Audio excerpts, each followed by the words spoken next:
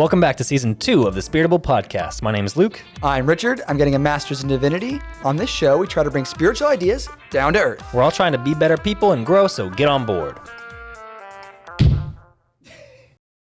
So I'm saying to camera, right? To the camera, okay. baby. All right. We rolling.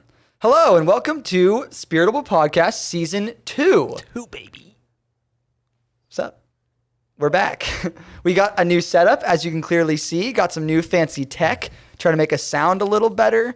Luke and I get to sit across from each other so it doesn't feel as strange. We're connected. We're in this. You and me. Sorry for our video or audio listeners only, because you're not seeing this dope new set we got over on the YouTubes. Yeah, but you are hearing the delicious sound of our voices over quality, these dedicated microphones. You hear how Ben behind the camera doesn't sound like he's just like, hey guys! Yeah, what's up? I'm back here with my own mic. He's got his nice little mic back there. Yeah, I will lose it if we ever have two guests on at once, and then you can have some nostalgia as I squeal from the background. As he echoes from the distance. So with our new set, we also have sort of a new format that we're going to work with here, because our focus is always to really bring spirituality down to earth and help it hit the ground.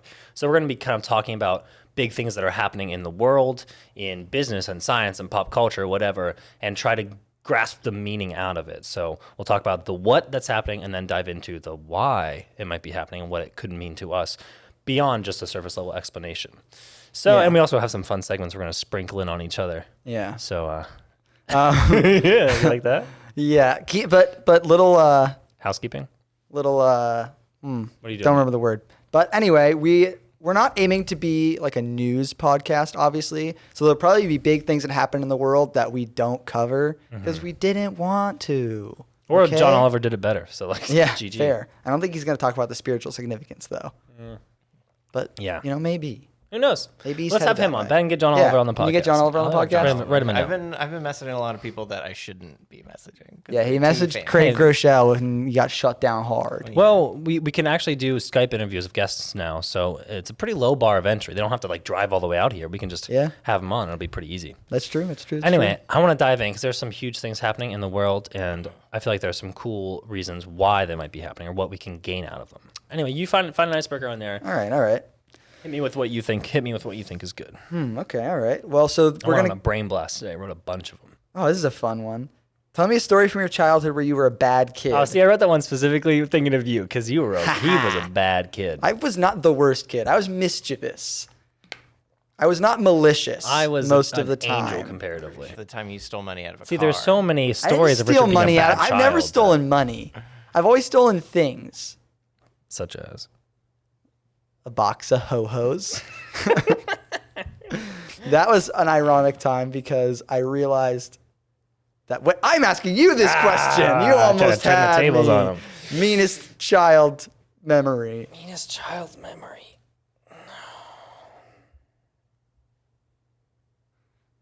Oh, there's one I actually feel guilty about. My initial answer was going to be just sitting on my stepbrother for like 45 minutes because he was trying to throw rocks at us, so we just sat on him.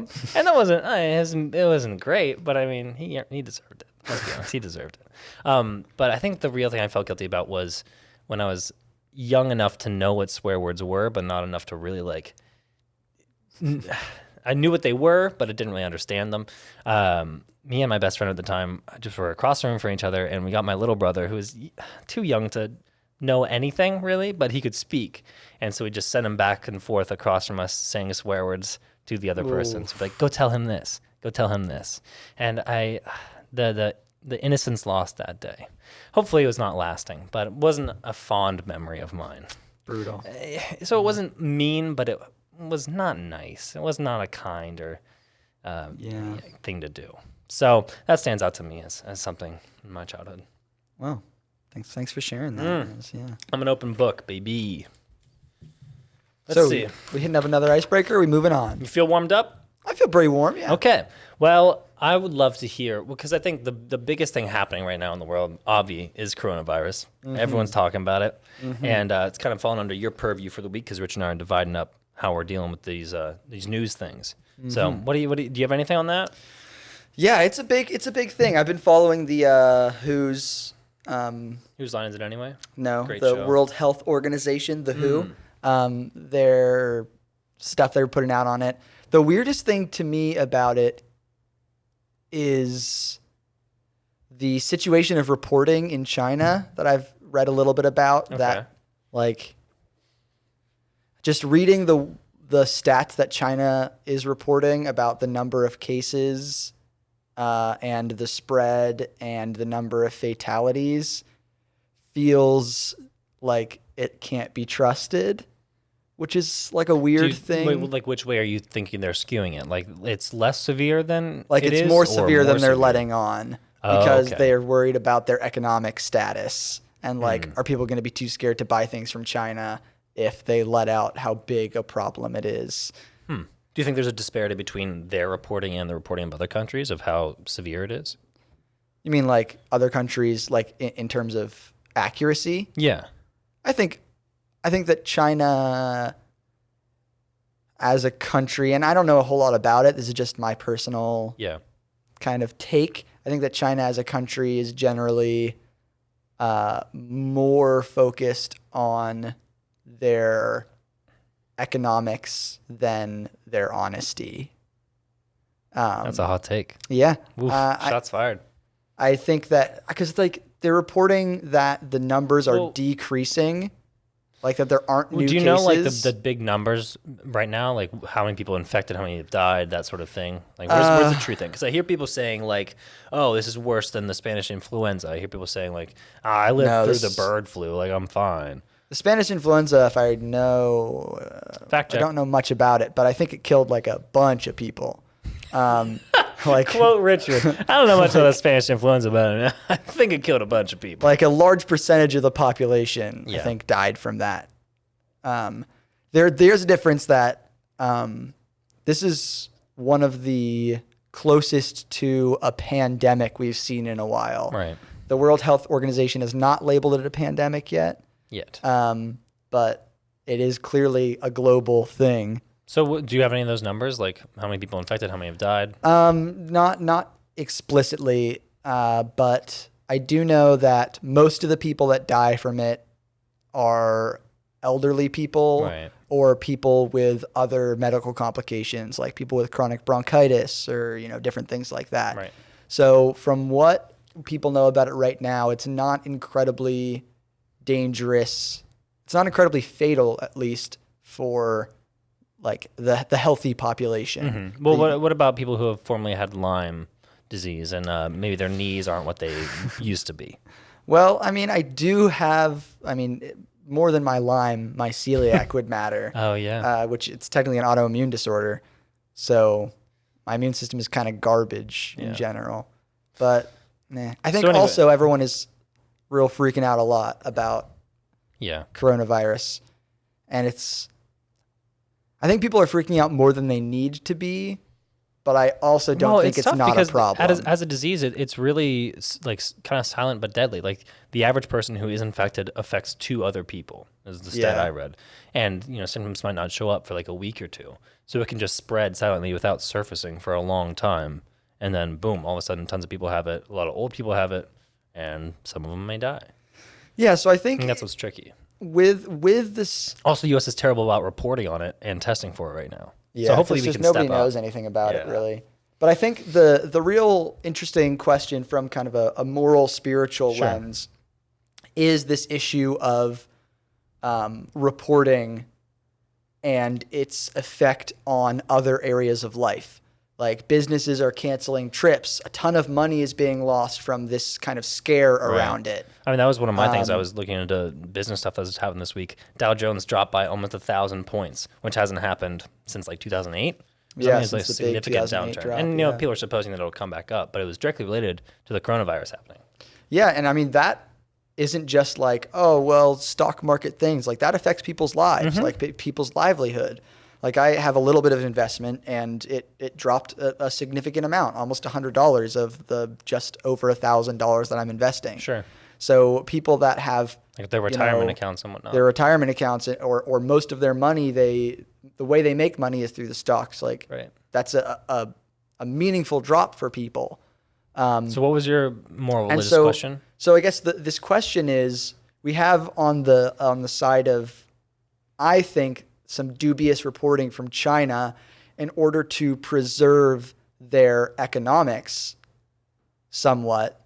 Is it Or morally just defense. defensible? Is it morally defensible to do things like that, to try to avoid a unnecessary kind of fear Well, outbreak? sure, if it was unnecessary, but I think I can't think. I don't think you Well- can say that the coronavirus pandemic scare is unnecessary. Well, I think accurate reporting can cause an unnecessary level of fearful behavior in people. I still think it's journalism's first duty in general to just report the truth as it is and let people interpret for themselves. Because if you start like sliding that scale to we need to interpret the news so that people don't take it a certain way, you're controlling like mass media. That's super scary to me. Yeah, so I guess but I mean, if we don't take it down that slippery slope, just as an isolated incident, is it more important to be honest, or is it more important to have a better effect?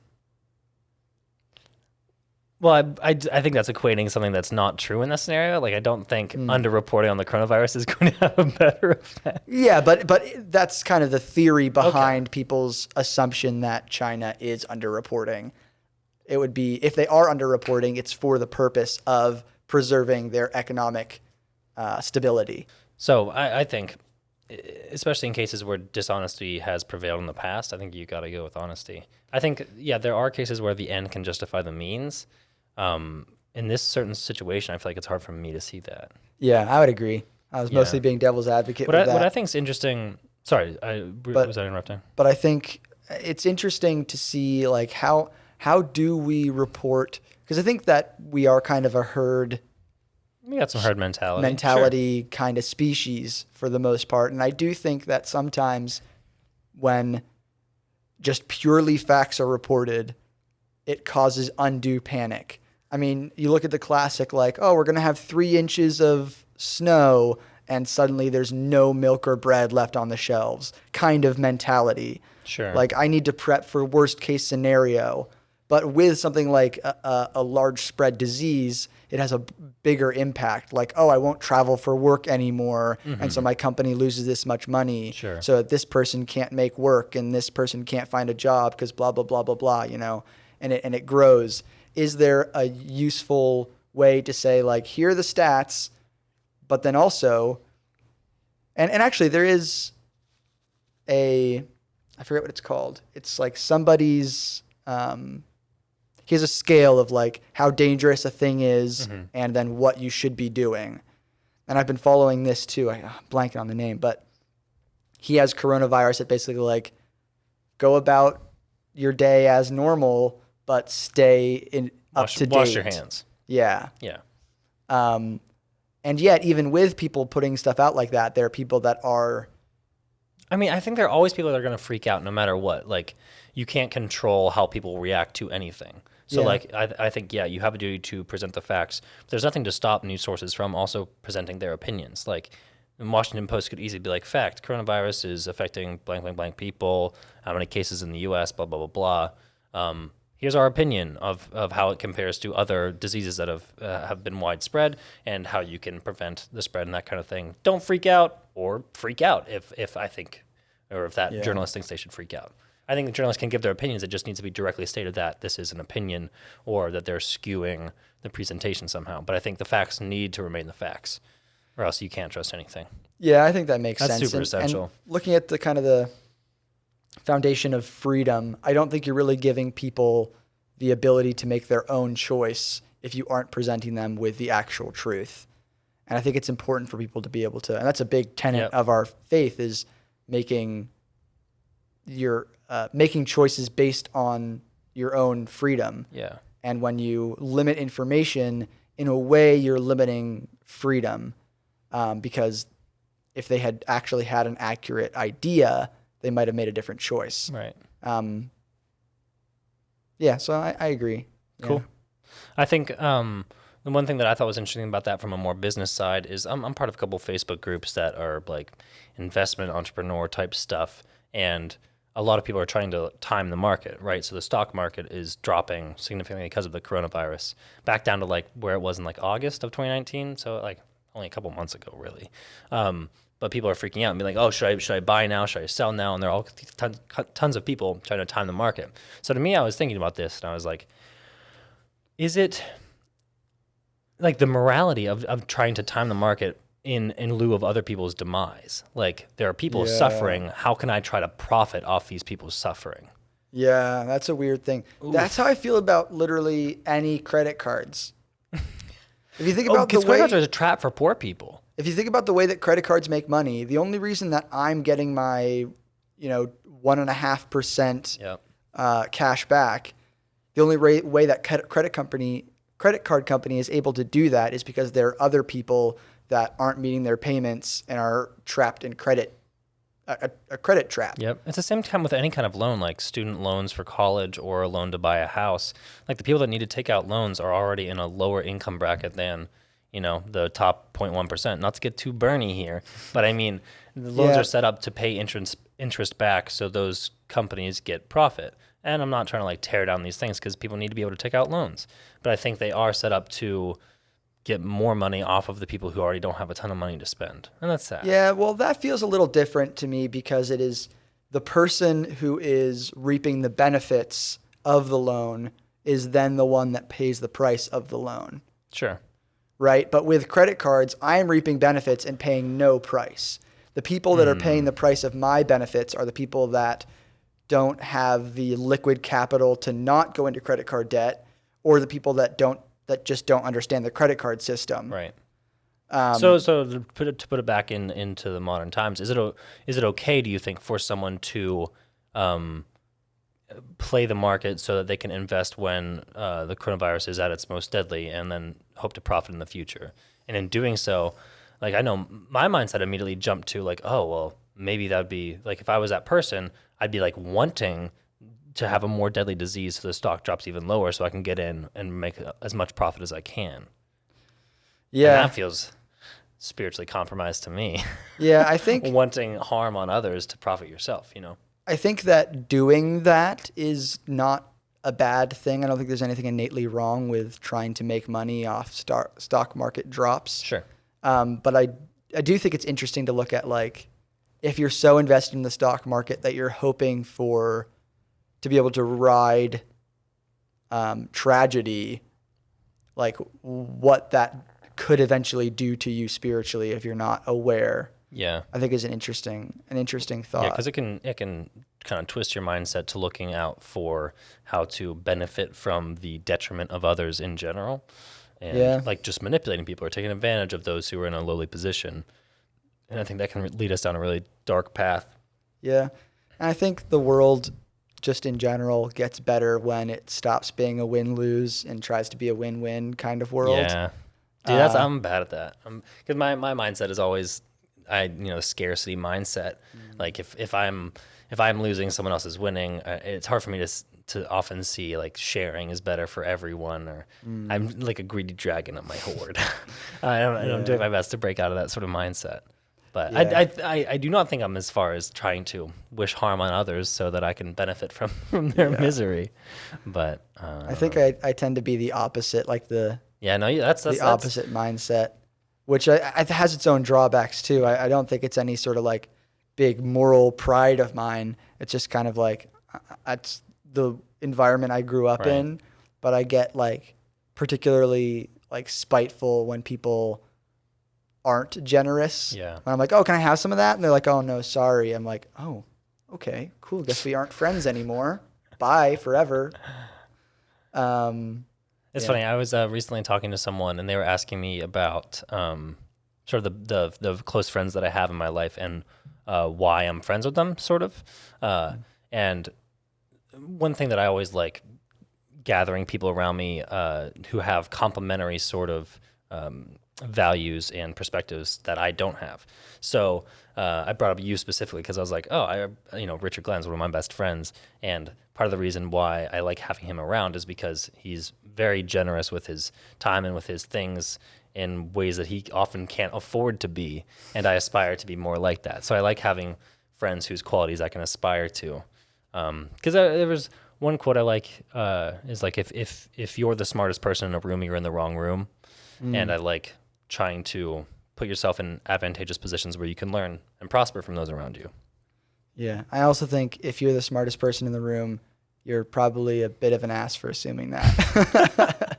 Well, I think this is taking judgment out of it and saying like, Yeah, but I just mean to say like there's a lot of different kinds of intelligence and a lot of different ways you can learn from people.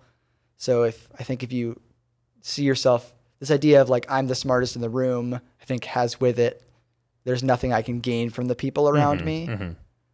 But there's always something to gain. I think there's always something to gain. Yeah, for sure. All right, so I want to touch on. I feel like we got to where we were going with that, so I want to move into politics because there've just been huge things happening this past week, dude. Super Tuesday went on. We had the Joe Biden coming on. He wrote a nat 20 on his death save, got healed. The evil DNC cleric, and he's back in action. So I just wanted to hit a couple of stats with where we are in politics, and then I had an interesting thought associated with where we're at in the sort of primary election process in the United States. But when I was looking into this whole delegate process, I didn't really realize that even in the primary elections, you have to win delegates in order to be the primary candidate. And it's like a mini electoral college. Like, sure, me as an individual, I go and I vote for a primary candidate, but my vote goes toward my district total, which can win over a candidate. Also, congressional districts are counted a little bit differently. So there's this weird like system where, again, people can kind of win a state without winning the popular vote of the state. It's this weird sort of convoluted system that's the same with it is with the electoral college. And so I was just thinking about how complicated and how massive this all is. And I was trying to think of it in comparison to a heavenly model and how in our view of what heaven's like, there's still structure involved. It's not just like well, there is complete freedom, but there's still like organizations involved in heaven. So like there might be politics in heaven to some degree because you need people running things or like organizing things. So in your opinion, do you think there is some sort of voting process in heaven? Like, can you go and be like, okay, well, I'm sitting here in the spiritual section of heaven. I'm going to go, second district. I'm going to go vote for my representative. Like, I don't know. Do you think the laymen in heaven get a say in how the hierarchy works? Well, or is that just top G directed, baby? Well, I think it's definitely not just like God is the only one running anything and everyone else is just totally because it talks about there being like different levels of organizational jobs in heaven. It talks about and being written in the 1700s, it talks about there being like princes that rule over things and stuff like that. And I can imagine those of us that die in a current age, maybe that would be a president or a CEO, or I don't know exactly what that would look like. Yeah. But there are definitely like different positions that have different occupations and different houses based on their needs and different wealth levels. But I think you need to separate that from the scarcity model like we were talking about earlier. It's not like, all the way down to poor people that are starving to death in heaven. Obviously not. Like there is no sense of scarcity, which outside of a realm of scarcity, it's really interesting to look at what currency would look like. Yeah, like is there money in heaven? Is there an exchange? Is it just a barter system? Well, it seems from my... Do people need things or do they just have things? It seems like, I don't know, like if there was a carpenter that died and went to heaven, I'm sure he would Jesus. still... True. I'm sure he would still... I had a lot of thoughts run through my head. I just had to skip past them. I don't know what those thoughts were. They weren't important. It was just like, I don't think Jesus is up there building chairs. I think he's building spiritual chairs. I think that, like, for example, a carpenter that dies and goes to heaven, it would be Jesus. sad if he looks around, everyone's like, nah, like I can just pop chairs into existence whenever I want. Like, it's fine. Like, but does that extend to farmers? Like, if farmers like trying to like sell some eggs and people are like, well, I could just make eggs though, like that. Yeah, I don't know. I don't have a job then. And then do you not allow people to just have eggs if they need eggs, and then they have to like go wait in line at the egg store for eggs? Yeah, I don't know. With trillions of other people? I don't know. Have we had trillions of people alive in I don't in think history so. of humankind? Are you asking me? Yeah, Ben, fact check that. Yes. According according to Ben's mind. Yes. I don't That's know all if I we've got. hit a trillion. And, like- that's interesting. I don't know. I feel like I'm under the frame of mind where people can't just snap their fingers and have something in heaven, because I feel like I get a lot of joy in life from working for stuff, and I think there isn't a lot of struggle, like survival struggle in heaven, obviously, because that'd be a weird heaven where people have to struggle to survive. But I feel like people still can work for what they earn, but not in a way where it's unhealthy for them, you know? Yeah, well, interesting thing. The difference between Earth, one of the differences between Earth and heaven is the nature of natural substance is it's static. Like no matter how I'm feeling, this table is still a table. Right. But in heaven, the things around you represent what's inside you. They're a product of your internal state. Mm-hmm. So a person whose internal state and whose occupation and things like that is an occupation where they have to host a lot of people and Sure. and throw big parties for everyone to get together. Will probably have a house that has a big room that would work for throwing parties. Right. Well, and I guess my immediate pushback was like, oh, well, what if like you change? But by the time people get to heaven, they're pretty solidified in who they are as people. So like their externals, as a reflection of their internals, aren't going to change a whole bunch because their internals have pretty much solidified. Yeah, and like some stuff might change over time. Like I mean, just between states, like it talks about there being morning. States? What do you mean states? Like different like states of mind. Okay. It talks about there being like a morning time and an evening time. Sure. Like it still progresses through the day, Mm-hmm. but that morning versus evening is more like a morning state, a state of newness and excitement versus a state of kind of calm and rest Yeah.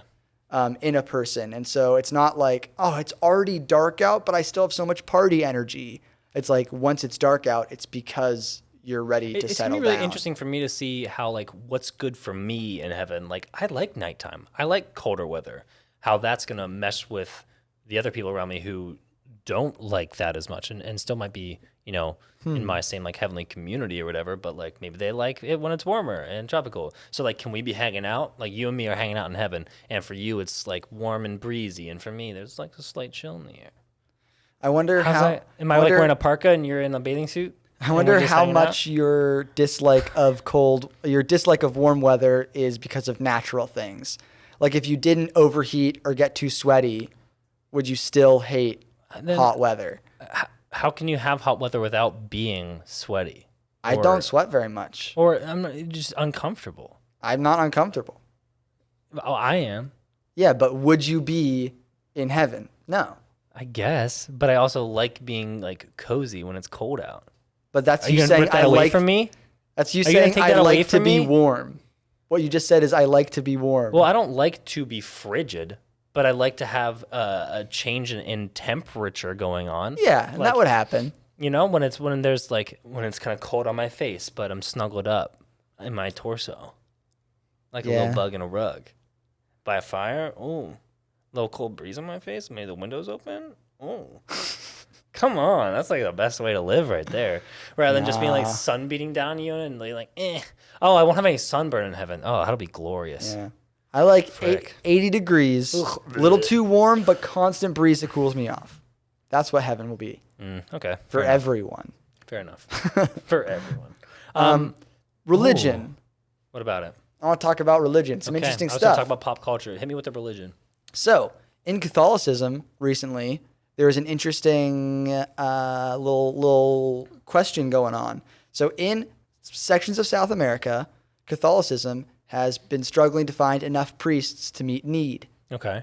And so a bunch of bishops got together in Vatican City and decided whether it would be okay to ordain married men, which is a big thing in Catholicism that would be because big. they have a big thing around celibacy in their clergy, right. which the new church is not about, but it's a big thing in Catholicism. So it would represent even though it's just between older men in the Amazonian region of South America in order to meet needs. That's still cracking a door. That's kind of a big change for Catholicism. So they're all talking about that, and they're like, yeah, the Pope seemed pretty on board. And then just like a month ago, I think it was a month ago. Yeah, so this was back in October. They're talking about it, getting things settled, and they were all like, yeah, we'll do it. About a month ago, the Pope was like, no, not happening. You're just going to have to send more missionaries there. We'll figure it out. Huh. So it's a really interesting little moment in Catholicism where they almost chose to step away from their ideals in order to meet needs. Yeah, meet a need. And it just brought up an interesting thought. How much should a religion or a faith stand by ideals versus adapting to needs and the reality of the real world? Because I'm inclined to say that religions, just like political parties, need to be able to adapt to the times. Like the way that they preached Christianity back in the 1800s is much different than what people need from a religion now. A lot of those values are still the same, and that's hard when you look at celibacy and marriage. How much is that an external thing of the Catholic Church, or how much is that like a really deep internal value? Because I think that the way you interpret things can change, just like how we interpret the Constitution a lot differently, or that's it's a liquid sort of document. I mean, some people might think not, but I think religion is kind of the same way, where there, in most religions, a lot of very foundational principles, like the Ten Commandments are the Ten Commandments. That hasn't changed since Moses. But the way we kind of use those to fit into modern society does have to change because we're dealing with new things. Like we're going to be pushing up against lots of stuff that we haven't had to wrestle with morally and spiritually before, like AI becoming more self-aware. Like, how is that going to work? Cloning, how is that going to work? Like, it doesn't talk about that in the Bible. So we need an updated tool set to deal with modern issues. So I think if religions can't adapt to the 21st century, 22nd century, 23rd, like whatever, people aren't going to be as inclined to follow them because they're not going to be reflexive. They're not going to be able to cope with the problems that they're facing or the issues that they think are important. Yeah, but I think most of the examples you gave were bringing the same ideals into a new venue, a new area, a new way of expressing. That's why, like I was talking about with the like marriage and breaking that celibacy. Like, I'm not Catholic, so I don't know how intrinsic that is to a Catholic faith versus and I think it probably varies an person to external person. Tradition. Yeah, like in our church, it's very traditional to like light candles around the altar. Now, if someone wanted to adapt that practice because they didn't have candles in a certain place and they wanted to do without candles, or just like put up some like artificial tea lights or something, like but again, that's an external thing. It's not like that's what I'm saying. Like, I don't know how external, or I'm assuming that's much more external than celibacy in the priesthood is toward Catholics. I think, but and I'm not an expert on Catholicism, but it seems like it has historically and still in the modern time been a pretty essential tenet of what it means to be involved in the priesthood. Yeah.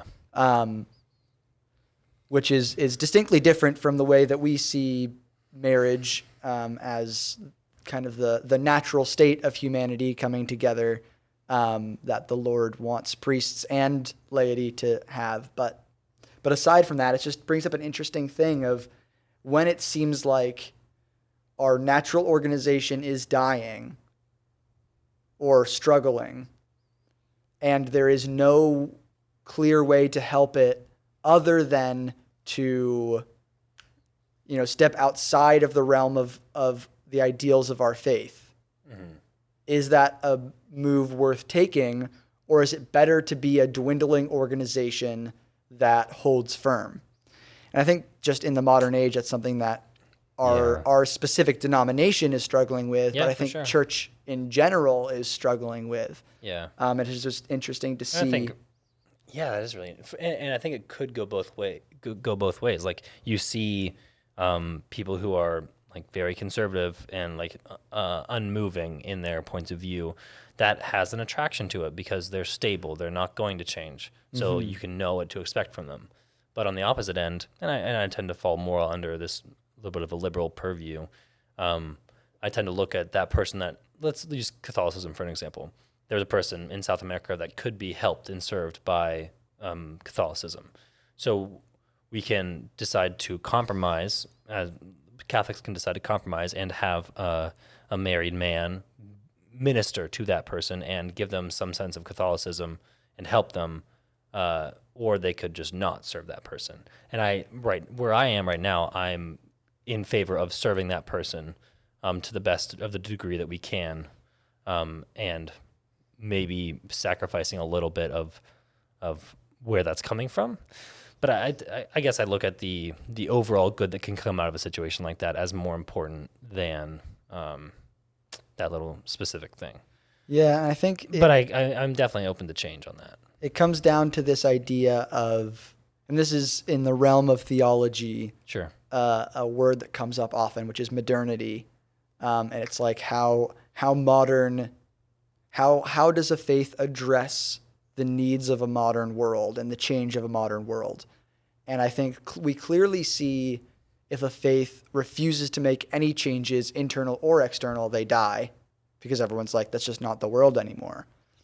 But I think less easy to see, but I think pans out from the research that I have done into it, faiths that simply adapt to whatever culture suggests also fade out and die. Because the moment a faith says, basically, if culture says it, we agree, it will get Sure. an original boom. Sure. Because people are like, oh, a faith that is easy because it's what I already believe. Yeah, I think that's... Sorry, keep going. But then over time, people are like, oh, this church offers me nothing different than what I get It's from just telling me general what I wanna culture hear. anyway. So yeah, seems fine, but there's no reason for me to go to it. Mm-hmm. And so people stop and it fades and dies. Yeah. And so we see this weird, like on both sides, you have death. And where actually is the middle point that is the healthiest is constant debate. I think we can look at this structurally like we do individually. And we've said a lot of times on this podcast in season 1, we're in season 2 now, that we need to rigorously question what we believe to make sure we actually believe it. And I think a lot of people and organizations can be scared of change because it threatens their identity, but not necessarily for a good reason.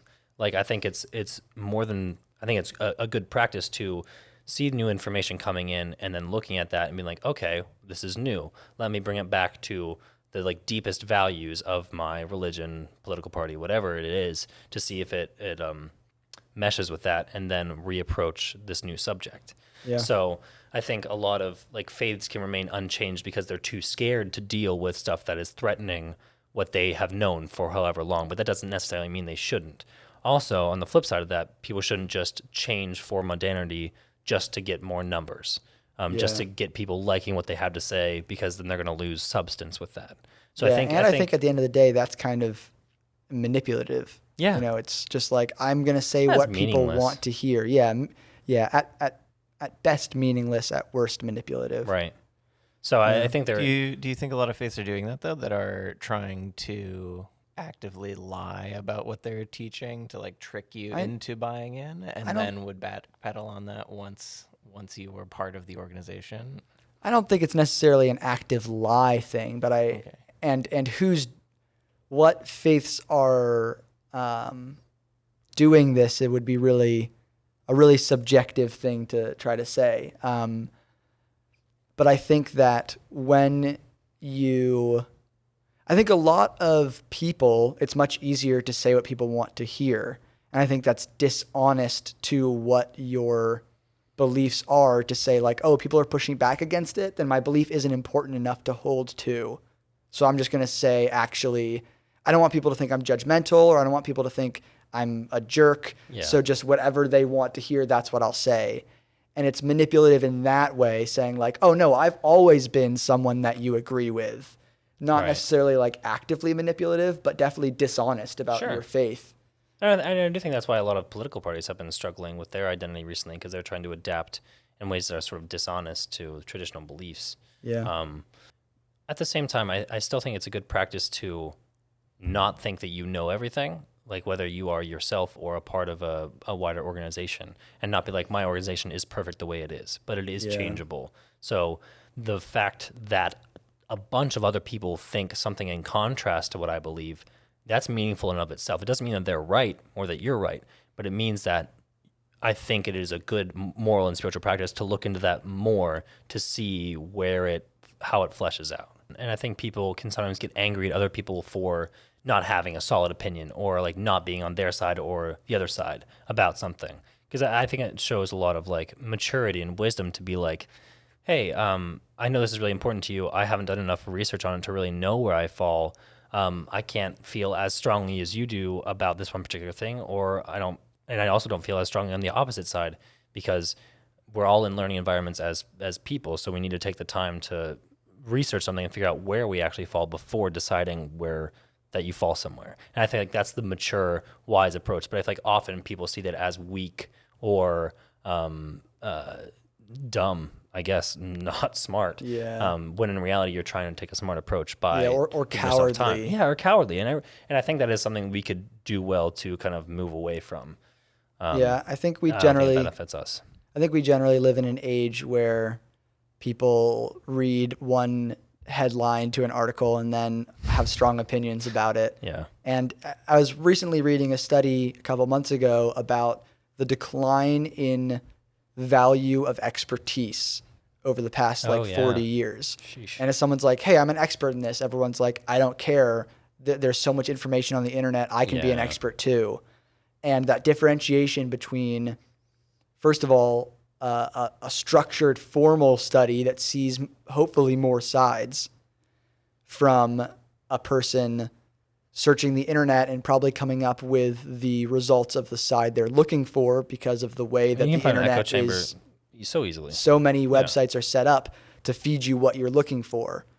And so people are like, I've done all the research on the side that I already agreed with. Mm-hmm. And so they're not experts, because all they've heard is one side of it. And hopefully an expert actually has a holistic, structured picture. And even the people who do see all sides of it can sometimes go in with a mindset that hurts them in the long run, which is, okay, well, I already know what I believe, but I'm going to approach the opposite side with a quote unquote open mind and see if they can sway me. But just going in and looking for fodder to support your own belief and not really being open or willing to be changed by the other thing, but appearing to be like that, which I think is more destructive than just being like, I'm not even going to look at that. Yeah, I definitely find myself doing that from time to time. I think it's easy to be guilty of that. Yeah. And it's hard. It's hard to go in without any bias to anything. And I think it would be foolish to say that anyone goes into anything without any bias. Right. But the goal is to be aware of your bias, because the more aware you are, the more you can see information objectively. Yeah. One thing go ahead. One thing I've really liked that I feel like I've tried to develop as a person more in the past year even is just realizing that I'm not 100% certain in anything. Yeah. Like in anything that in my religion, in my beliefs, in my values, and that's okay, and that's good. I don't want to be entrenched as a person. I want to obviously approach things from a foundation of I know where I'm coming from, I know my values, I know what's worked for me, but I want to always be willing to work and change for what's better, because I think there are always better things out there. And it's actually given me a lot of peace and calmness where I haven't had it before, because I don't feel like I need to defend something tooth and nail if someone doesn't agree with me, because I might not be right, and that's okay. And that's great if I can learn something else, or if someone has a better idea than I do. I don't need to be that 100% in everything kind of person, because I don't feel like those are the best kind of people.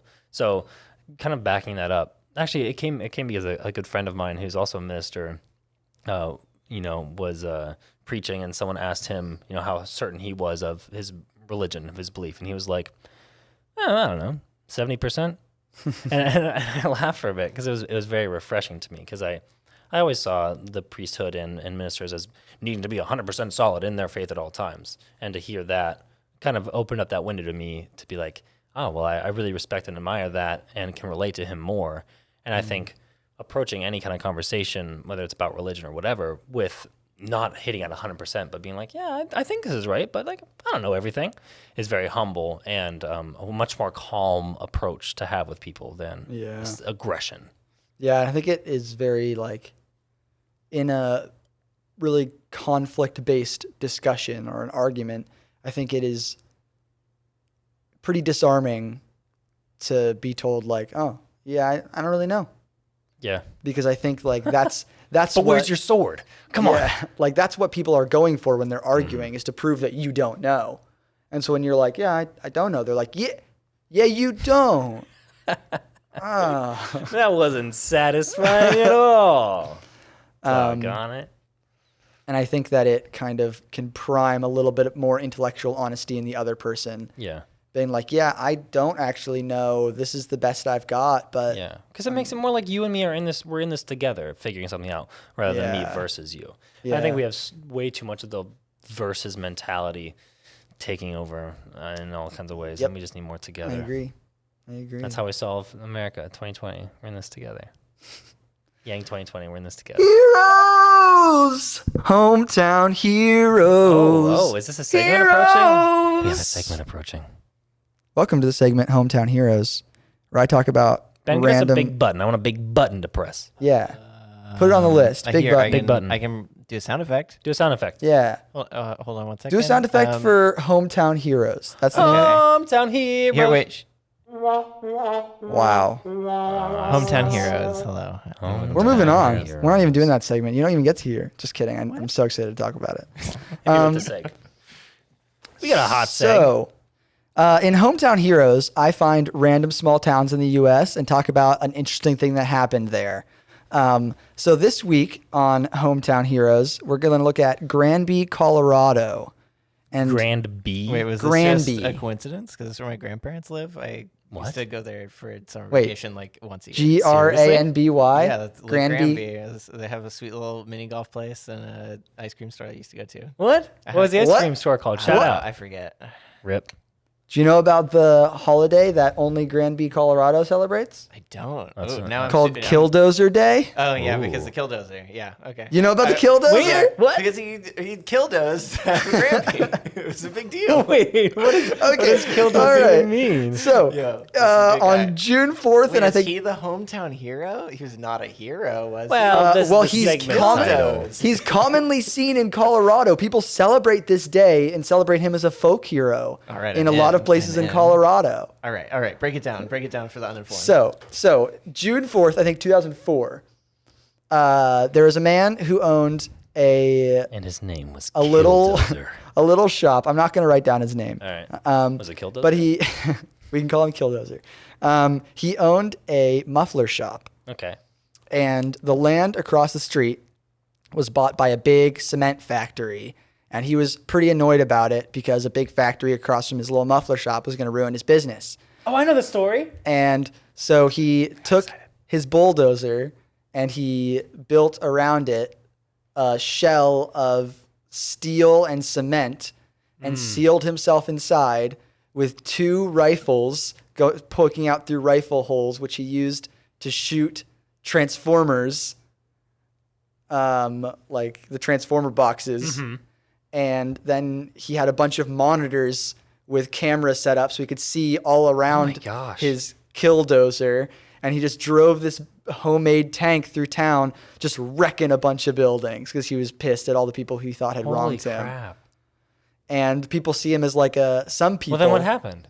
So he wrecked like the police station, the town hall, the factory across the street. Was this Ben's like a bunch of different shops? My grandpa is lit, and we should have him on the podcast, but unfortunately not. Sad. All right. It has a sad ending where eventually, a civilian that had a big tractor tried to block the road that he was driving on, and he just picked up speed, and they realized like, oh man, he's gonna ram me, and so they pulled out and ran away. And then as he was bulldozing a building, they came in and blocked him. So his only way to go was further through the building. And then his engine died. And then he shot himself. Oh my gosh. That's tragic. But he bulldozed like 13 buildings. Woof. before. Wonder how much, I mean, like millions of damages he caused. Yeah, it's wild. But people celebrate him. Some people celebrate him as like vigilante justice, like the last folk hero in the United States who like stood up against the man that wronged him.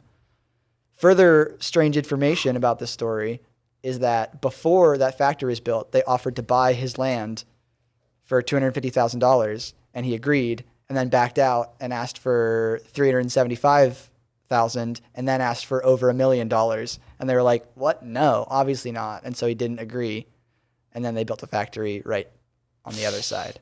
Woof, the darker side of the story. Well, So- one of the dark sides of the story. So this Killdozer adds 2020? the question to this debate: how far is civil unrest acceptable? Because I clearly see this as unacceptable levels of civil unrest. Well, it seems like he killed other people. No one else died. No one else died? No.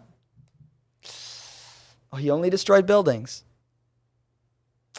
I wouldn't want to see hundreds of Killdozers pop up around the country.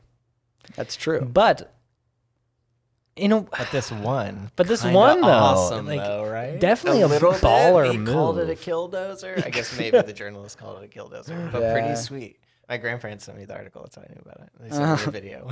They're like, "Grammy got leveled by the dozer." It was a good time. Or was it? I don't know. It is wild that you are so familiar with this town, Ben. Yeah, that's That really bizarre. came out of. I literally, the way that I picked the town was I looked at Google Maps and then I just zoomed in on one state until I saw a town name popped up and then I clicked on it. Whoa, that's a weird thing. I know the like street that is like the main street you drove down. There's like a parade there during the summer that we went and saw. I've like seen plays at the little community theater there. Hung out in a park. You drove Was it the past. new community theater or the one that he dozed? Because he dozed the community theater. Oh he shit! He dozed. Wait, like- it might have. I might have been in one of the buildings that he dozed. That's amazing. I saw Seussical there when I was pretty young. There's no Seussical there anymore. Got dozed. I think that nonviolent civil unrest is still the way to go because so many, like all of industry, all of the economy relies on people doing things and participating to function.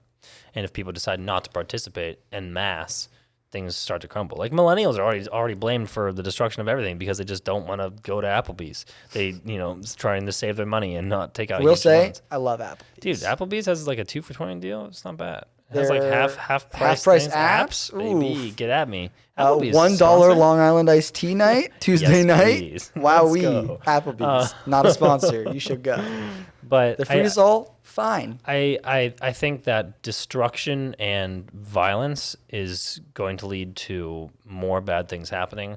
And even though Killdozer didn't murder anyone, thankfully, he still destroyed all these buildings where people did have their livelihoods and people who were uninvolved in the big bank schemes or whatever he was dissatisfied with. Oh, he also bulldozed the bank. Yeah, I would expect him to. It's classic Killdozer for Yeah. you. I still Okay. think that, civil unrest can be a more powerful way of embarking change in society. But I think that's assuming that the wrongdoing is happening on a more widespread scale. What do you I mean? think that bulldozer guy couldn't have gotten the whole town. Killdozer, please refer to him. Sorry, as he Killdozer is. guy couldn't have gotten the whole town to do some civil unrest action with him because Right. he just felt like he personally had been wronged by another group and there was no legal repercussions that he could take. So he personally was helpless, but his plight wouldn't have appealed enough to other people That's fair. for them to help him. So the only So way if for it's him a to really- widespread problem, like the civil rights Right, movement yeah, is a yeah. classic example of civil unrest bringing about change. Yeah, clearly that was effective. Yeah, but if it's a man, that really single pulls at my person, heartstrings. if it's a single person and no one else is suffering, if him being like, I'm not going to go to your cement factory, Right, they that's could be not like, gonna do cool, anything. whatever. If everyone just calms down, we'll be okay. No, but I mean, it's hard in a system where, it's built up so the rich people can afford better lawyers to go to court against the poor people who can't afford better lawyers, and they know these loopholes and blah blah blah. blah. I don't want to get too trite with it all, but taking legal repercussions for Killdozer wasn't going to work, so he resorted to what he knew would make a mark. Yeah, so what? But Is What's that the- right or wrong? I don't know. Yeah, what's the moral significance of that? Because I feel like it's a situation where Killdozer, goes to the afterlife, and they're like, bro, shouldn't have done that. Kind of a G move. In summation, that's how I feel about it. I don't know. I feel like that was clearly... That's clearly a baller thing to do. I'm sorry. Clearly abstract. I would watch an anime in which this happened. In the real world, I don't think this is acceptable. I think that a lot of people were financially harmed. First of all, I think that... So what should have Killdozer done? If that's unacceptable, what should have Killdozer done? Well, I think he should have taken the money they offered him originally. That's past the point. But, well, it's all past the point at this point. But I think that seeking legal ways, and then, Snore. At the end of the day, if there's really no way to keep his business open, find a different job. Whoa, woof. And that's... Because he got screwed over by the man? Yeah, and that sucks. Wow. But, I think that's better than demolishing a lot of other people's... imagine how many other people lost their job. Yeah. People's livelihoods were destroyed because of that. Yeah. Because of Killdozer. But it was a fascinating story. Even more fascinating that Ben knows about it. That was wild. Well, this has been the premiere of season 2 of the Spiritable podcast. If you want a video onto our podcast, email us. We'll do it. We'll throw you up. We'll do it. Yeah. You could be on this podcast. Thank you so much for joining us on our first episode of season 2.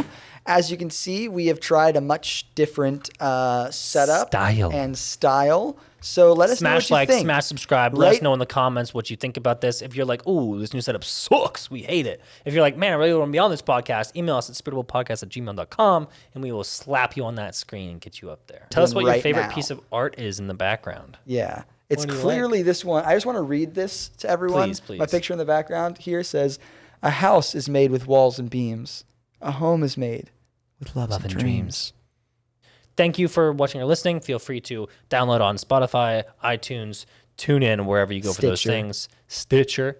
But mostly follow us on Instagram at Spiritable Podcast, because that's where all our fun doodads and extras are. And let's be honest, we're not going to do anything on Twitter. We're just not. Yeah. Peace out. Terrible. What a downer ending. Also, Twitter. Are you going to tweet for us? No one's going to tweet. Can possibly muster the energy for that crap. Zero patience for Twitter.